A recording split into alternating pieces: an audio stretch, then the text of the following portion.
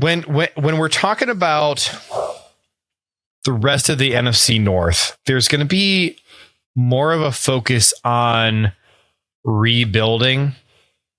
And that's not the case with the Bears. The Bears are not rebuilding anymore. They rebuilt for like 3/4 of a decade, and they are now built. And so, setting aside what questions you may have about how long their window is, there's no question that 2026 is in kind of the height of what their window will be. All right. Very little that they had to turn over this offseason. Most of what they already had was kind of in place, and it was just a question of maybe retooling some small parts of their roster, adding to the coaching staff a little bit. They promoted Press Taylor to offensive coordinator after Declan Doyle left for the Ravens job. But it's a Ben Johnson offense. So, like, honestly, how much do you care about who the offensive coordinator is in Green Bay? Like, we talk about it, but it's the Matt LaFleur offense. It's the Ben Johnson offense in Chicago.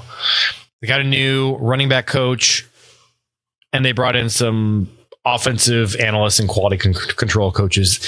Basically, it's pretty stable from top to bottom.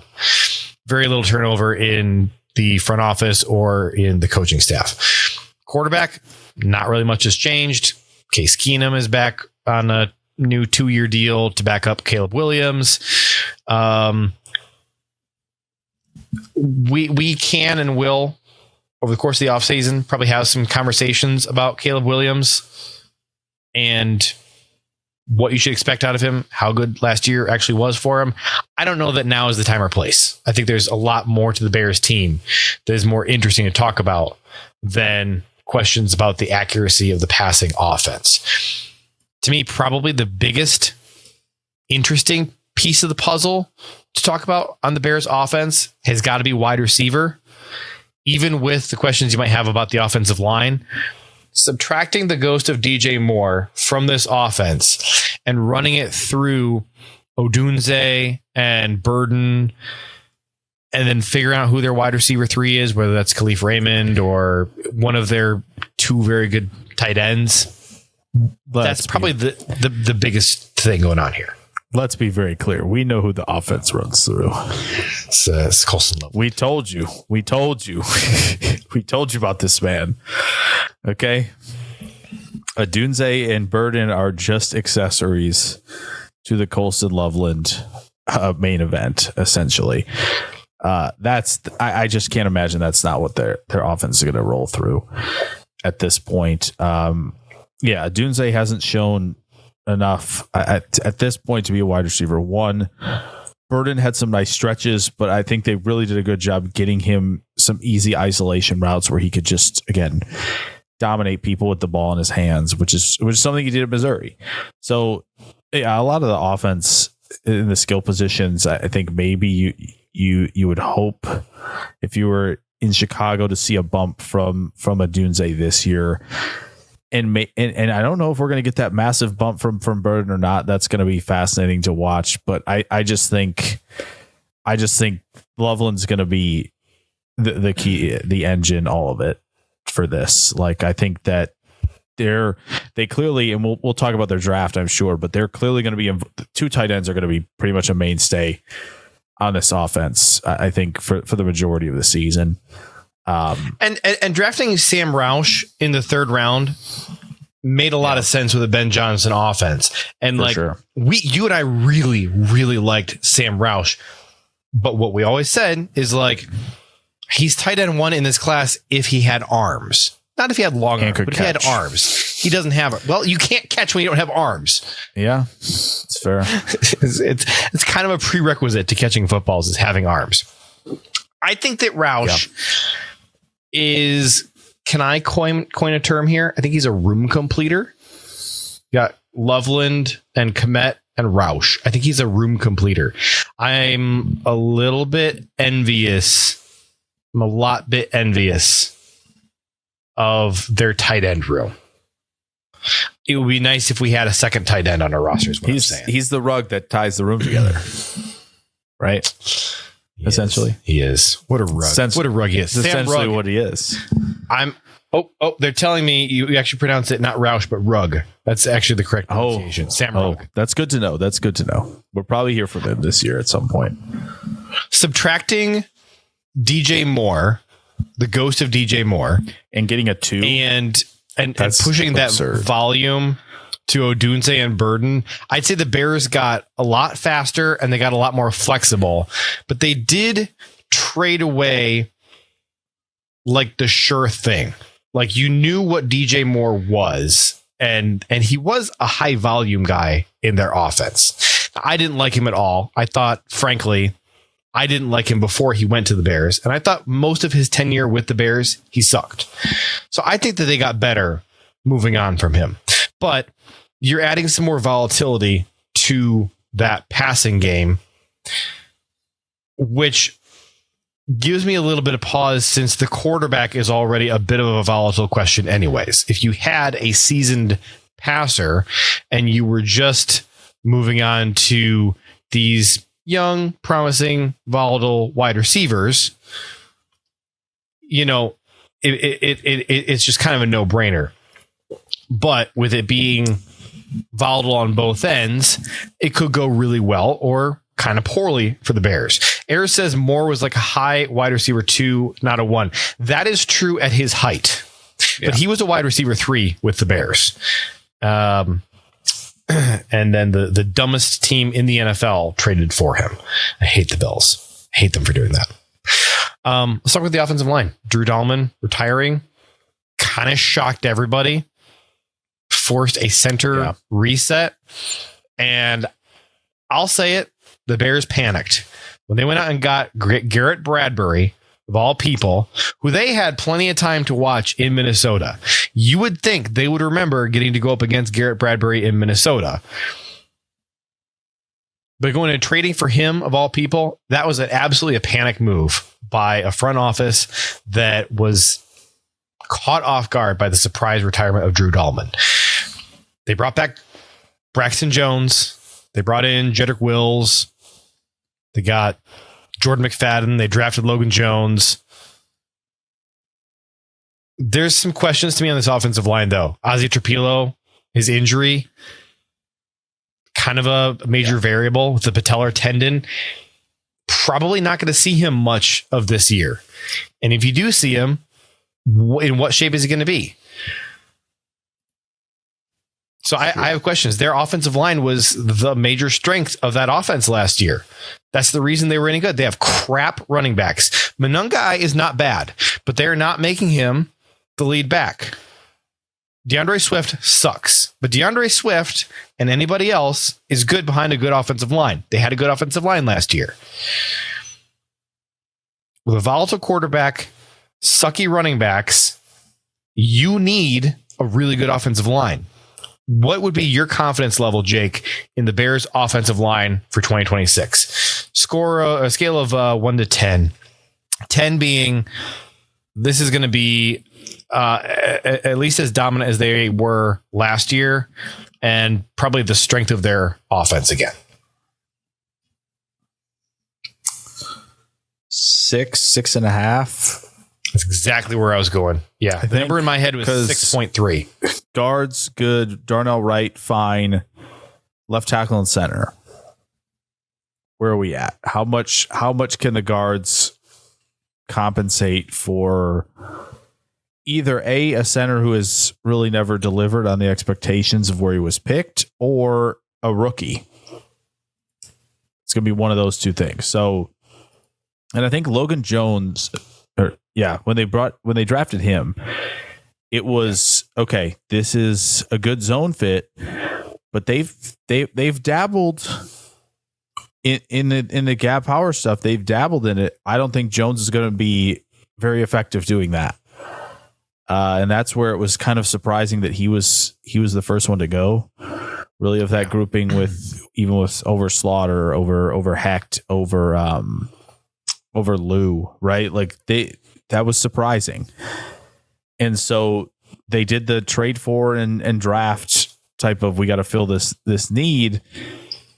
And obviously they made sure that they kind of pretty much tipped their hand of like, yeah, we're going to, bring in the vets. We're going to keep, left tackle is kind of going to be just a throw a bunch of options. That's the biggest question for me. Left tackle is such a huge question for me. I would probably project the starting five as left to right, Braxton Jones at left tackle, Joe Thuney at left guard, Garrett Bradbury at center, Jonah Jackson right guard, Darnell Wright right tackle. That's my projection for the starting five. I have major questions about left tackle. I don't really have questions about center because we just know what Garrett Bradbury is, and it's not very good, and you're going to be able to pick on him all year. Yeah. Left tackle is the question for me. And I kind of think like the guard play is going to be probably good enough. It's going to be the strength of their offensive line. And they're probably going to rise and fall depending on how good the left tackle situation can be. Yeah, no question. On the offensive side, like that's really it. Like, because again, if left tackle and center are questions, can the guards again do enough to compensate for the center play? Is that going to result in a less effective running attack? Are they going to be less balanced because of it? I don't know. That's it. It's going to be it's obviously I think, yeah, as you said, the biggest storyline. Not even on offense, honestly. It's just I think in total for this team. So yeah, we'll see. It's even O-line play season to season, it's stickier than other things. But when you have moving parts and guys, injured, retire, like all of that stuff, things can change pretty quickly. So, Joe, especially because Tooney's getting older, right? He's got to be 33.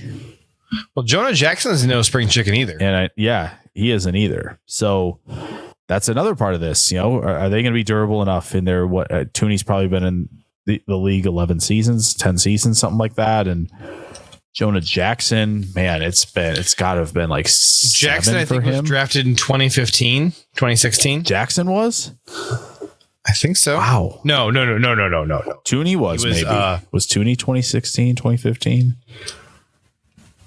Jackson was drafted in 2020. I was off by a bit. Okay. Joe Tooney. This will be 7 for him, yeah. Tooney was drafted in 2016. He was a third round pick by the Patriots. You never know. Joe and Tyler Dershel says Tooney turns 34 this year. Ooh. Joe in the chat says, I did like Roshan Johnson. You know who else I liked? David Montgomery.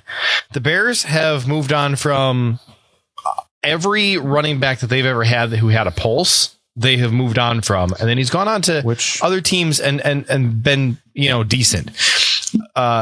You look at Kyle Monungai here showing some potential. To me, I say that means it's only a matter of time before the Bears move on from him because they are allergic to keeping good running backs around. To be fair, if there was a position that I would be comfortable moving on from, more so than any other position, to not pay.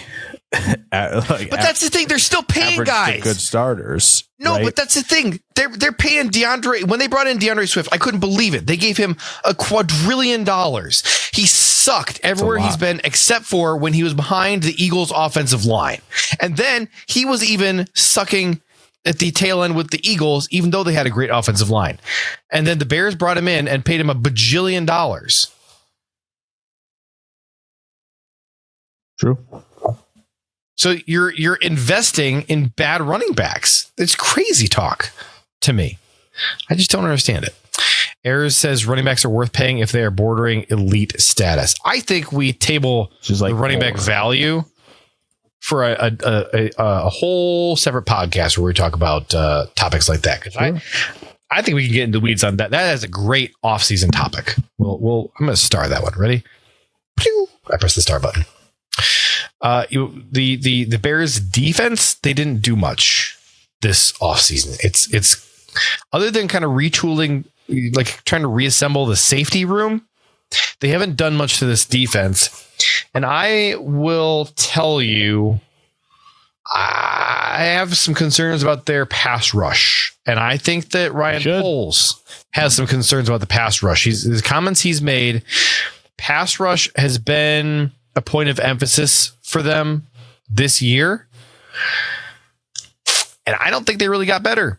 They're okay. Like their projected front is probably like Montez Sweat and Deo Odenigbo on either side of Grady Jarrett and like Jordan Vandenberg, maybe Gallimore, Lynch. Like, who the heck is Street? Who's going to be the other not good guy? It's a stinky D line. In a division that is not light on good D lines. You have a bad D line. Yeah, obviously their EPA and all that stuff from last year, since it was that good on defense, it was because of the turnovers, right? And kind of lose a guy who gambles and creates turnovers in Bayard, right? He's moving on. Oh gosh, the guy last year. Oh no, describe him. Is it Nashawn Wright? Is that who I'm thinking of? Oh, we had all those picks for Chicago. Yes. Yeah, he moves on. Right to me. So, and we know that defense, especially turnover, defense that lived on turnovers, that's usually not sticky at all. Don't forget about that one Dallas team where Diggs and Landry were just picking off, passes left and right all season. The next year, they were pretty poor across the board. And the fact that I think it's smart in a sense to stay committed to offense as much as you can in the draft, which stays stickier over time. I understand that approach. The problem is as you said, you mentioned the front. It's rough. I think Austin Booker is the other player, right, that they have in that rotation on the edge that they're. Well, let's talk about him for a half second. Chris says that edge that knocked out Jordan Love is good, number 94. Booker. So that's Austin Booker. He is not good. He's not good. Listen, Jake. Yes. I'm going to give you a range. Sure. Please. Well below 10%, below 10%, at 10%, or just above 10% pressure rate. Remember, 10% is the threshold. 6. Well below. It's a little bit better than that. 8.5%. 8.5%. Also, if you're a Bears fan, I know you don't put any stock at all in PFF grades because PFF never likes your team. Usually because the players you have on that team who are, look, listen. You get the number 1 pick in the draft 2 years in a row. You can't be mad that PFF says your players suck. Sorry. If you're the worst team in the league 2 years in a row, your players aren't that good. Austin Booker, 62 PFF grade last year. He had a 51 tackling grade. He had 6 missed tackles. He had 35 total pressures on 411 pass rush attempts. That's 8.5%. Stinky player. His best game came in week 1 against the Bengals. And other than that, he had 2 other good games the entire year. Week 18 against the Lions, and then the divisional playoff game against the Rams. Other than that, he was bad. So, Bears fans, enjoy that dirty hit on Jordan Love. Hang your hat on that one. That's about all that Andrew Billings gave you last year. Iowa Joe says Torrey Taylor, best player on the Bears roster. I'd say best player on their offense, anyways. Most game-saving player on their offense. Nope. Dershel says, I'd even argue they made Torrey lesser than he was at Iowa. Torrey Taylor is not the best player on the Bears. You already know who it is. I wonder if there's a tight end that you have a crush on or something. Anyway, defensively, when you talked about reloading the safety room, right? Mm-hmm. Yeah, you lose that. You bring in Kobe Bryant from Seattle. It's a massive reset, yeah. And then, unfortunately, you get Dylan Thieneman at pick 25. Freaking Vikings,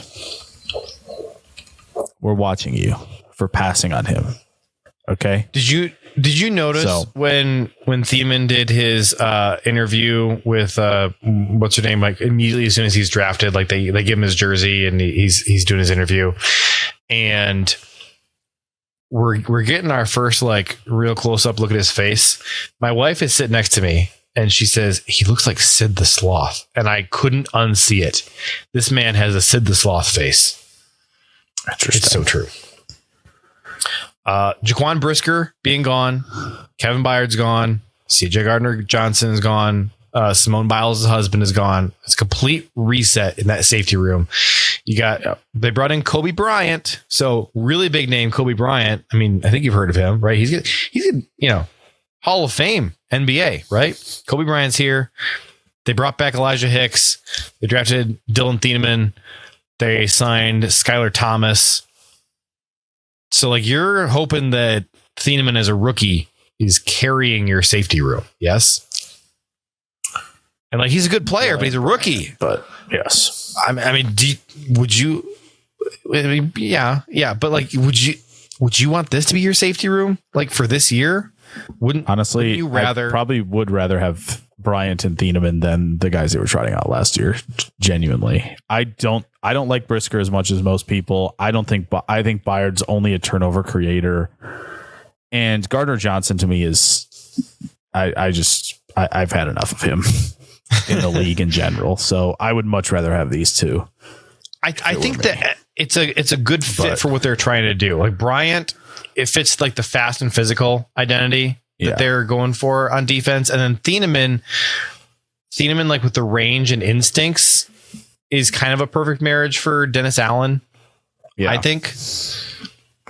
But you are bringing in a healthy amount of risk with communication, sure, chemistry, sure, but that's, I mean, you're expecting to be in this window a lot longer with a lot of rookie contracts on the roster, right? A QB you expect to be around a long time. Like very clearly, like this is, I think, more of a youth movement anyway.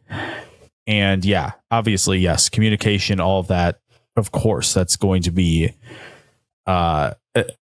something that you have to work on early on, and it might create some issues early on. But again, if you're in a team who is again in overtime in the divisional round, I'd be worried about where those guys are at communication wise by week 12, 13. Then I would be worried about seeing it right away. I just think the talent the talent's better, and if you have a chance to upgrade like this, I don't see why you wouldn't do it. I think the safety room is good, but again, as you mentioned, the defense. The safety room might have to do a lot for them because they might not be able to get after the QB like at all. And that's the major selling point. That's tough. I think I imagine if Thieneman's not there, they are picking someone along the defensive line. I imagine they would have, but again, Thieneman, I think just a way better player than any of the defensive tackles in the class and any of the edge rushers that were still on the board. So I think he was very clearly the best player when they picked him. But yes, now you go into this season where we talk about what wins. I mean, why did Seattle win? They had an enormous advantage defensive line to the Patriots offensive line. And if you can't generate any pressure, this Chicago team this year might be a team that has to win a bunch of shootouts. They just might, because the DB room can only make up for so much pause about because of the pass rush. Right, exactly. And so with the question marks for this team being left tackle, center, and the entirety of the defensive line, that's just not a place that like a true contender should be in entering the season. Like that's a lot to overcome. Right. I think like it's going to be difficult. So for me, this is probably a moderately high floor, somewhat low ceiling Bears team. I would say give me a range of 7 to 13 wins, with like 13 being like it really comes together in the trenches on both sides. Like 7 to 11, but I'll leave room for if Caleb cleans up some of the massive issues that he was having last year, which I don't have any confidence that he's going to be able to do, and both trenches come together and like just some really solid players emerge, I'll leave room for an upward ceiling of 13. This, in my opinion, this Bears team should be viewed as probably the favorites to win the division again.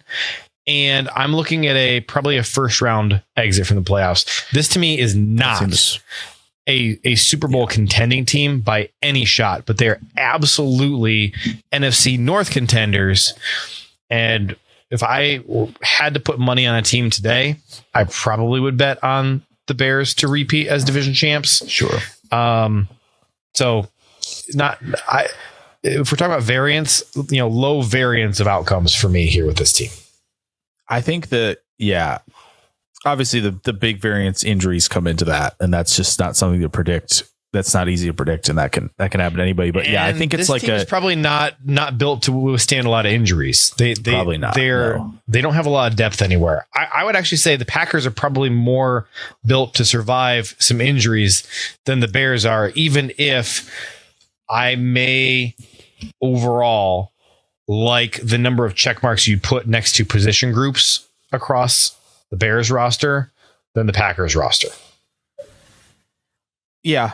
I do think this division is going to be tight all year. I think it's going. Everybody's going to want that seventh seed. Right. Exactly. But I think the Bears are going to operate in that 8 to 11 win range. If they have to win shootout after shootout, this could be an 8-win team. And they're just like, okay, well, some days we played a defense that got to us, or the holes on the offensive line opened up a little bit more. Right. And you lose some battles like 38-28 because you can't stop anybody.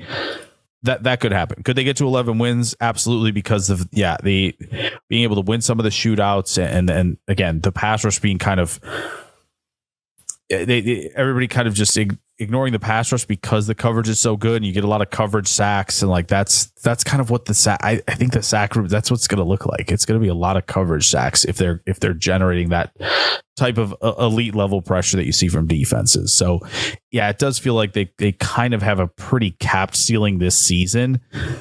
But again, I think they've reloaded the safety room for years to come, and that duo should be really strong. It's just they're going to have to pivot next offseason to, hey, if you can rush the passer, you're in. Like just very like warm bodies into the passer's room because they just don't have any right now. It's not very good.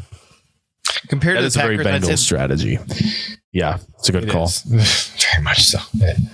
I'd say compared to the Packers, the Bears probably have a clear offensive continuity around Caleb than Green Bay does.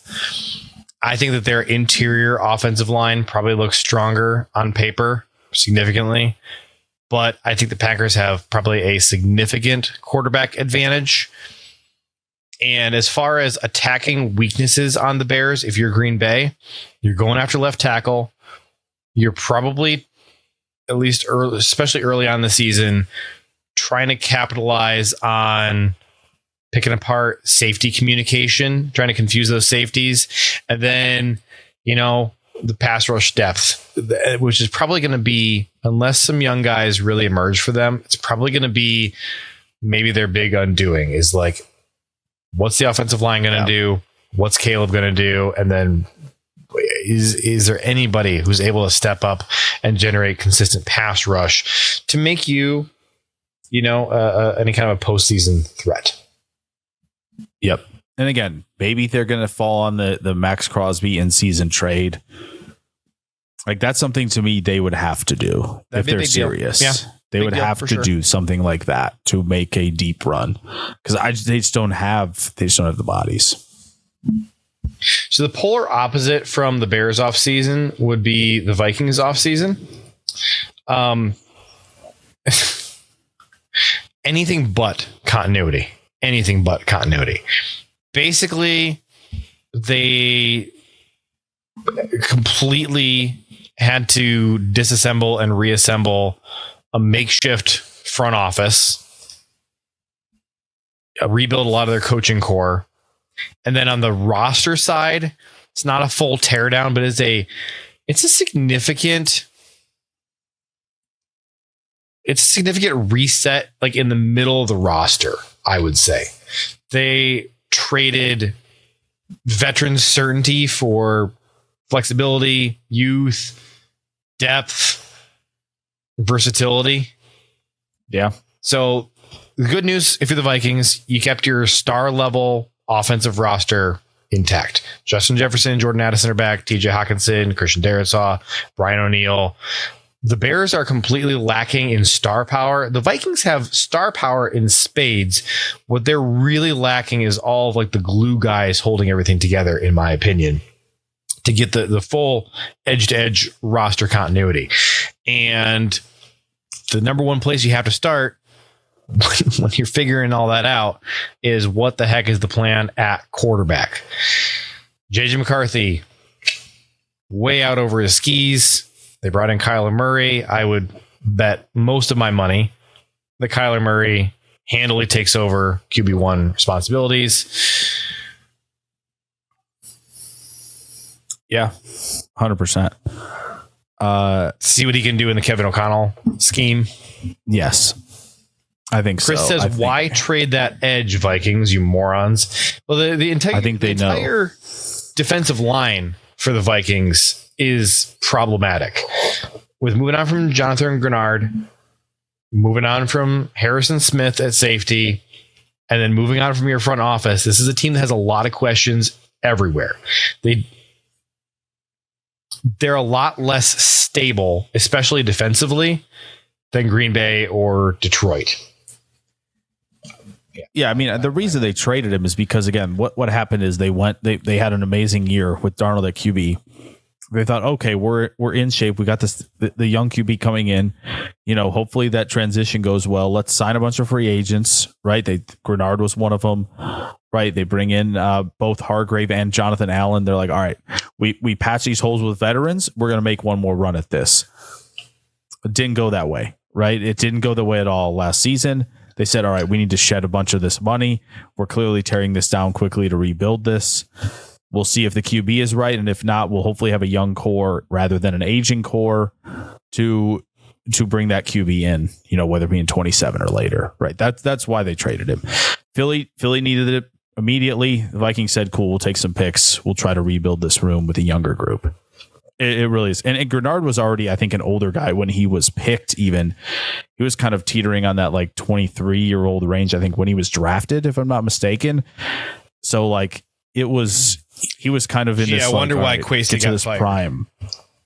Yeah, entering the prime, like they thought they were going to get this, again, one big run at it, and just didn't happen. And now they realize we got to tear this down. So, especially defensively, right? Like Smith was older.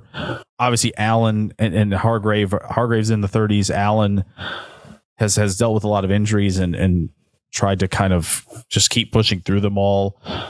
So yeah, they had to go the young route. And yeah, if Kyler can't, you know, capture some magic, obviously they'll go to McCarthy one more time, I think, to see if he's got it. And if he doesn't have it, we're on to 27. And that's pretty simple right there for them. The fact that they didn't finish last was crazy last year. And the reason why, Brian Flores. Yeah. That's the reason. Yeah. Brian Flores and Kevin O'Connell. And I can't imagine being a Vikings fan right now and trying to talk myself into being excited about this team. I mean, like, just even only consider what's going on in their front office, right? GM gets fired because he ran this team into the dirt. They have no salary cap, no young players, no draft picks. They fire Kwesi, which creates a massive organizational change, creates uncertainty around long-term roster building philosophy, and basically take their Russ Ball and make him the GM, Rob Brzezinski. And now Brzezinski, who just did their draft class, and you saw how their draft went, just scratching your head every time they were on the clock. He's telling them that he wants to be the full-time GM. And I'm saying, yes, please make your salary cap guy be the GM. I would love that. Yeah. Would rather you had kept Kwesi, but you know, we'll take this, I guess. Elsewhere on the coaching staff, Mike Pettin's gone. He retired. He was their assistant head coach. I felt like he was a pretty big contributor for them. He was a sounding board for Kevin O'Connell, veteran defensive mind, very smart. Seemed like he didn't work well with Brian Flores, that there was a big, personality clash there. But I think between the two of them, I think they made some real magic happen for that defense. I've always been a big time respecter of Mike Pettin and his game. Brought in a whole bunch of new guys: Frank Smith, Gerald Alexander, Ryan Nielsen, Kevin Carter got promoted. Josh McCown got promoted to the he's like the quasi offensive coordinator. Boy, usually the word quasi is not hard. When you just got done talking about a GM named Quasi, problem is Quasi, quasi gets hard. Yeah. So the Vikings, they didn't just shuffle around their assistant coaches. They lost like their most important lieutenants and rebuilt the coaching staff, parts of coaching staff around O'Connell and Flores. And they almost lost Flores.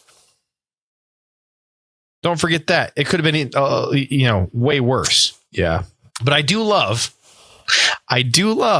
that Josh McCown now is going to be in charge of more of their offense, more of JJ McCarthy. Yes, please. Just give us more of what you've been doing. We'll take that. Yeah. Defensively, it's an overhaul. Right. So JJ, you didn't like their draft at all. You would put that. So I tried to tier some drafts when I was going post draft, and I was just ranking them, and I kind of did like let me see if I can just, where is it? So I tiered them like excellent, right? Best of best. I had like very good, average, didn't like, and disgrace. Those were the tiers that I put together. Okay. Where would you put the Vikings? Where would I put the Vikings? I thought you were going to have me predict where I thought you would put the Vikings. Oh. Because I don't think you like the Caleb Banks pick at all. I think you probably did like the Jake Golday pick, linebacker in round 2. I think you liked the Dominique Orange draft pick in a vacuum, but didn't like it because they had just drafted Caleb Banks. That's what I think. And then I'm not sure you liked anything else about their draft except for maybe grabbing Charles Demings in the 5th round. Okay. And I liked Max Bredesen, but I don't think I ever heard you really sound very excited about him. So where would you put them? I'd say this is it's a draft obviously that has a chance to mature well, but just initially on paper, this to me feels like maybe a low ceiling draft class. I did put them in average. I put them in the average tier. I thought, as you said, the Banks it's a risky move that could really pay off for sure. You're right. Love the Golday pick. That's a Flores special right there. Mug him up at the line of scrimmage, drop him. Tremendous athlete, physical, all of that stuff. Perfect stuff there. Yeah. Orange in the 3rd just is never, we can't be taking nose tackles with the 0 pass rush upside in the 3rd round. Jacksonville looking at you, kid, as well. Jacoby Thomas is actually interesting to me. I think that if he improves as a tackler, he's going to be in a lot of the right spots in coverage. As far as the rest of it, Demings is a good swing. I actually like Damon Claiborne from Wake Forest, the running back, really explosive. Thought he would be a great complement to Jacobs if they went the running back route. They obviously didn't. But yeah, I mean, overall it was fine. There were plenty of drafts I liked better for sure.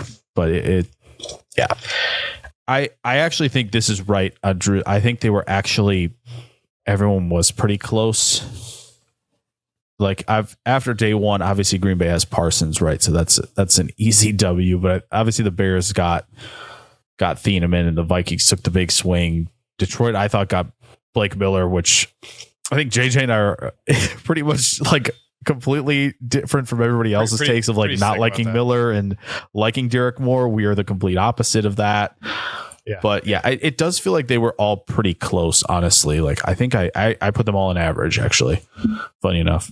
So A couple comments here. So we got a dono from Jay Skate. He said sent us $10 and said tip jar at 0 is appalling. Appreciate you, Jay Skate. Thank you very much. And then it's good timing as we're about to move on to Detroit here to finish this up. M Sports Review, who we had the pleasure of talking with last week, said I was very impressed with Cam Achord today. I think his presser was very underrated. I didn't get a chance to listen to it yet, but I transcribed it and read it, and I want to listen to it and kind of get a sense for his energy. Just reading through the transcript, he's pounding attention to detail as being the key to success on special teams, which sounds less like the Packers special teams than anything I've ever heard. So I'm good with that being the overall tone. I thought he's forward looking and optimistic. He talked about Trace Mack, the new kicker, and he said that pick was a collaborative effort.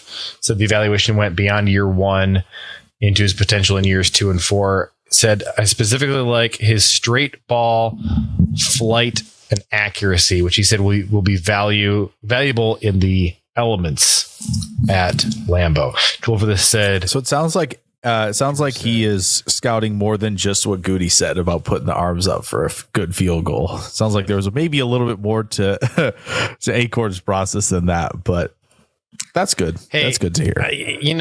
I haven't said this yet. Drew, this is a great comment, by the way. When Goody was asked how he scouts kicker and he just, puts his arms up like this, right? I looked at it and I'm like, putting your arms up in the air can also signify something else. I didn't like that. Drew says, does $10 get a 2027 mock draft? I guess. Send us $10. Sure. Venmo. You want a 2027 mock? You got it. Is this a round 1? Is this a Green Bay? What you got to put those details Venmo. In but if you want to do that, you do Green that. Bay. Otherwise, they'll be. We'll do that. Yeah, no. If he wants the 32 pick smorgasbord of round 1, or if he wants Packers, we can do any of that. So send us $10 Venmo. We'll do a 2027 mock draft after we do our Lions preview. Adam says Packers got a better center prospect in round 5 than the Bears did in round 2. I don't hate that comment at all. Oh, hey. My other take, unfortunately, on this is I think that the Bears got a comparable defensive tackle to Green Bay in round 7. Well, we know how you feel about it. So that's the only. Well, it's just because of the class, man. That's all. But I do think it's very possible that Adam is correct on that. Be a fun one to revisit. All right, I was manually updating the banner because we just had a flurry of donos. Oh no! So that means we're doing that, huh? Oh boy. Okay, so we have Tool for this. Sent us a $15 dono and said, appreciate all you guys do. Drew sent a $10 dono and said, you guys decide what you want. No. Drew, you got this, man. You want Packers for 3 rounds? Obviously, that's 2 picks. We will do it. We're going to do our Lions breakdown first. Yes. So Drew, you think about that. What you want us to do? The pod is ending after the Lions breakdown. So if you don't want to be here for a 2027 mock draft, then you can turn it off at that point. But for the sickos who are setting donos for mock drafts, we're going to give you what you're paying for. But first, we're going to finish. We're going to finish this up here. What? Packers 3 rounds. Packers 3 rounds. It is. I think you have to do Pro Football Network, but we'll get that. We'll cross that bridge when we get to it. Let's talk about the Lions. Okay, I am desperately trying to get this all to work. I have so many buttons I have to click, and it's a lot. All right. So Lions, here we go. Big picture. Detroit, I think, is probably still good enough to win the NFC North, but they are no longer built to win it in quite the exact same way as what they were. This is kind of a different new look Lions. And this past offseason maybe I could frame it as it was not just about talent acquisition. It was about identity reset. You brought a kind of new offensive coordinator, Drew Petzing. Lions fans, I think, are probably really relieved that you're not going to have to sit through Dan Campbell calling the offense anymore. They ship out David Montgomery. This is Jahmyr Gibbs' offense through and through at this point. And they are doing a offensive line rebuild because they absolutely had to. Overall, the roster, younger, more projection heavy, and probably a big splash of defensive versatility. Thoughts? Yeah, I think they hammered home, I think, their biggest need. Or the biggest thing that's going to be crucial to their success, right? Like, I think you can probably, as they've done more recently, kind of do as much as you can around corner, right? As long as the pass rush is good and you can kind of get away with some things there. But ultimately, your goal is to win shootouts. And to win shootouts, you need to be dominant up front offensive line-wise. And you need to have a bevy of skill positions and a quarterback that can make it run. They pretty much have most of that, right? They get Blake Miller, who I think comes in immediately. I don't think the rest of these guys that were picked round one, maybe Lomu is a chance or a choice. I don't think he has a choice. Well, no, for sure he does not have a choice. But if I were looking at like, hey, all these guys who were tackles, who were announced as tackles in the first round, who would I want to start the most immediately? It's Miller first for me, because a couple of guys I don't think can be tackles. It's funny that they've said Mawanoa and Proctor are both playing guard. It's like, okay, nice, cool. You drafted a guard that I not named Ioane, but whatever. That we're getting off track. But they got Miller, who has a ton of experience. He's missed only like one practice in his entire career at Clemson, which is wild. So you're hopefully steadying the ship there at right tackle, which I think he is in terms of the pass pro stuff, in terms of, being a force when they have play action, when they have all their shot plays called a play action. I think he's gonna be great there. They move Sewell back to where he's played before at left tackle at Oregon. Sure, you might have to knock off a little bit of rust, but I as good of a player as he is, I wouldn't be too worried about that. It's really about the interior, right? They add Cade Mays, right, is who they added to be their center. Yeah, from Carolina. Mean street guy. I think Petzing and Campbell both love that. And obviously you have questions about the guard spots, but you have Mahogany there. You have Ratledge, maybe they think is going to take a step. Great. Sam Laporta, is he healthy? They got to answer that one. That's going to be a massive one for them. As good as St. Brown is, as good as Gibbs is, as good as Jamison Williams can be in spurts when he needs to make big plays, right? Like they have some of that, but they added Kendrick Law to be there. I think they're Khalif Raymond out of Kentucky. That type of playmaker. So I feel the offense feels good, but again, we always come back to this with this team. Defensively, what are you? What are you defensively? Right? What? Let's just circle back to offense when you're done on defense. No. We can circle. We can go right back to offense. Let's go back to offense. What do you got? I think that for me, the biggest strategic change of the offseason is hiring Drew Petzing as the OC. Campbell seems to want to be running more under center, run play action, try and assemble a matchup based offense. I think Petzing on paper might be a good fit for Goff's strengths: rhythm, structure, play action, defined reads. Jared Goff, statistically, basically the most average quarterback in the NFL.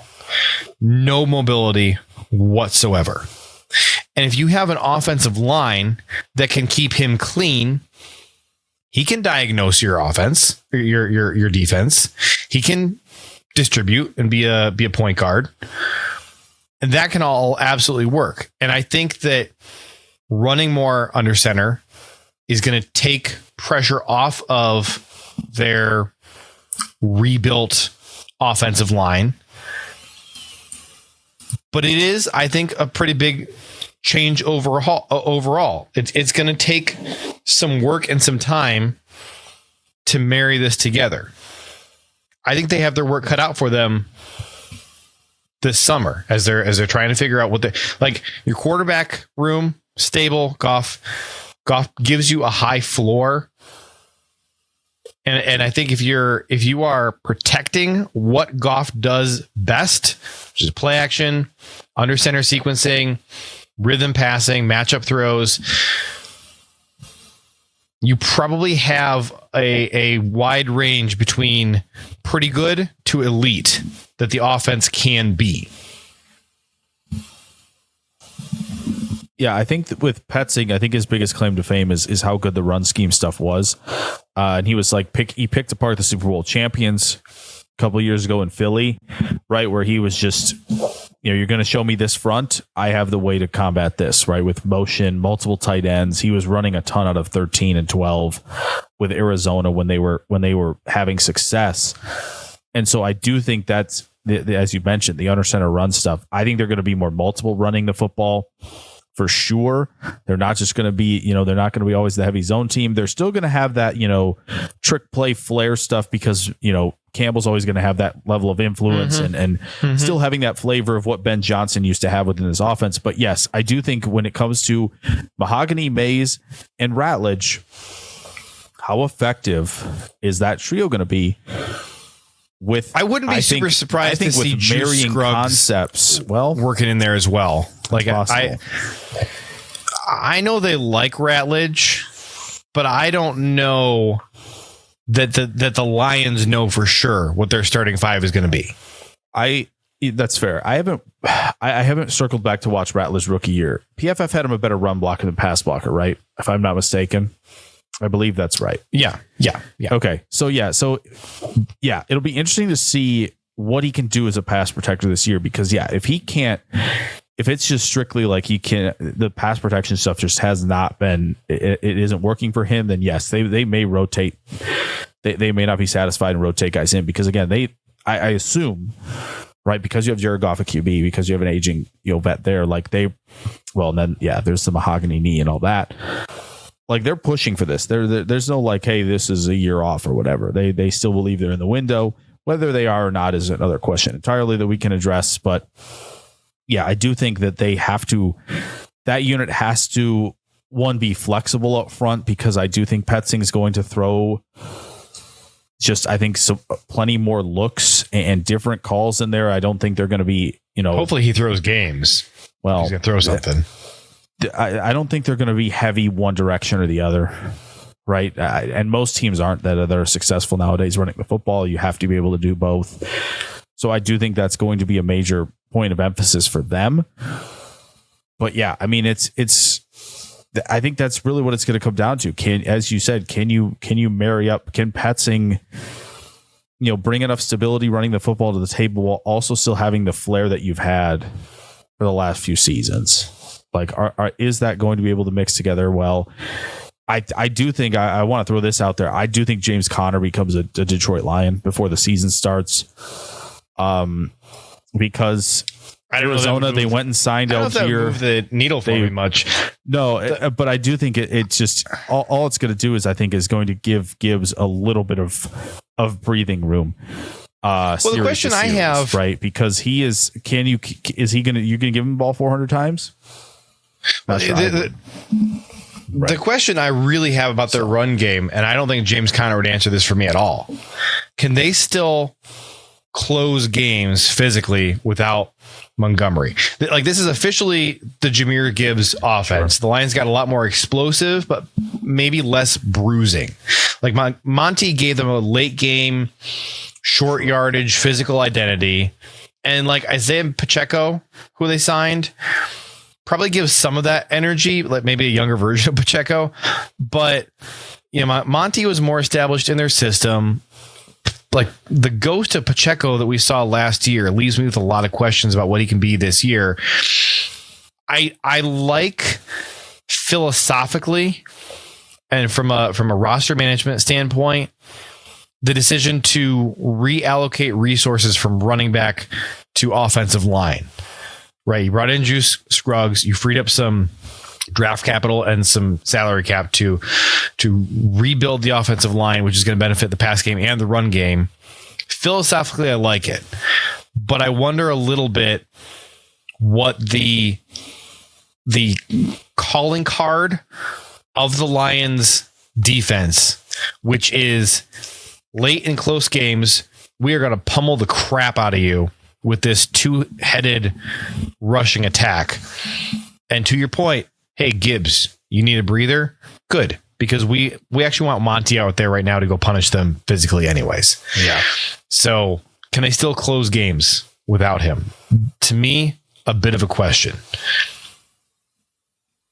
Yeah, Pacheco has always seemed like the guy who is, because of the footwork, is always running. Seems like he's running harder than he is. I don't think Detroit is, as I said, I think they're going to be trading for somebody. I don't think they're going to put all the eggs in his basket. Yeah, it's really going to be about, as you mentioned, like Ratledge has been a good run blocker. Maybe they see that, they see the physicality, all of that, and they think, okay, yeah, we can punish people. But again, if you're playing Ratledge, at least what the rookie season told us from a numbers and grading perspective, you're sacrificing something else. So yeah, I trust their offense way more than their defense at this point, but you'd have it to. Doesn't, yeah. It doesn't leave. We don't just push the offense aside and say we have no questions. So I'll let you start first on defense because you graciously circle back to offense for me. I'll let you say what you want to say on defense first. Yeah, I mean, I think defensively, they're just hoping that Derek Moore becomes the number 2. Interesting, especially what was still there.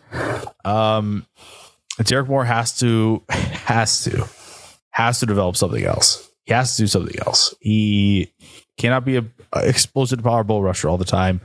Don't think it was effective enough even at the collegiate level to tell me like, okay, yeah, he can be the one trick pony and be just fine. Like he has to develop something more in there. They have a bunch of great nose tackles that they've drafted or extended over recent seasons, right? So they love their Ohio State D tackles, right? McNeil is obviously, 1 year removed now from that knee recovery, I believe. If I'm not mistaken. Did they have a second OSU? They got Tyleek. Who's the other one? I thought they drafted. Hold on, now I'm gonna look their history.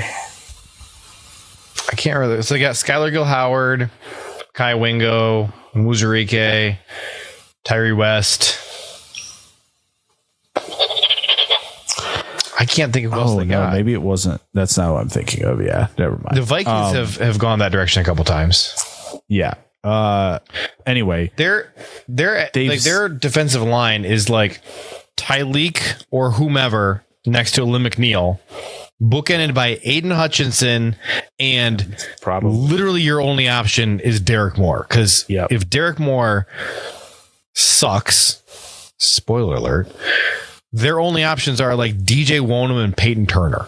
I think they did bring in. I do remember them bringing in Peyton Turner. Yes. Yeah. The edge group on paper, if you like Derek Moore, is better than it was last year. But even if you like Derek Moore as a draft prospect, which I didn't, just the depth that they have there is terrifying. The lack of depth that they had. And like last year, injuries just absolutely crushed them. So like Hutchinson is still the centerpiece. This D-line, especially if Lim McNeil can be healthy,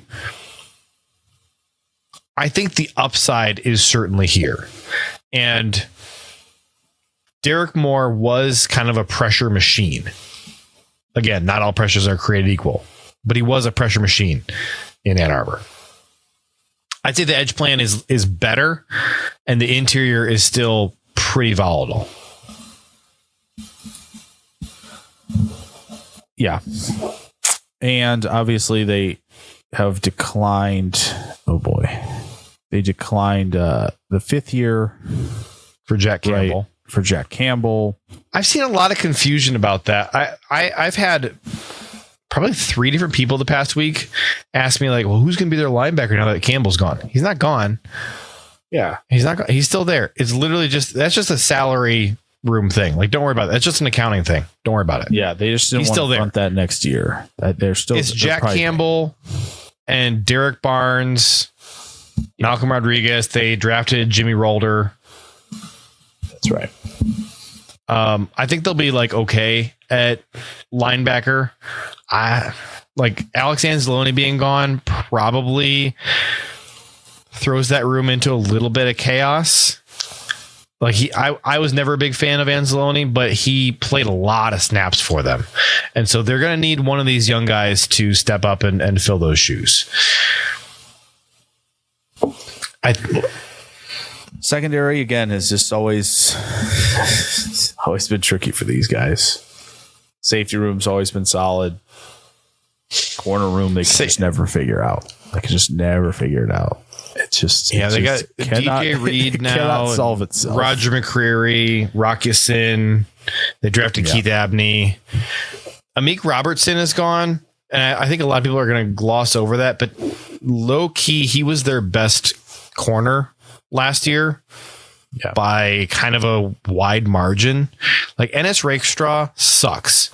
Terrion Arnold, I think things are looking upward for him, but he had a rocky couple of first years in the league. Yeah.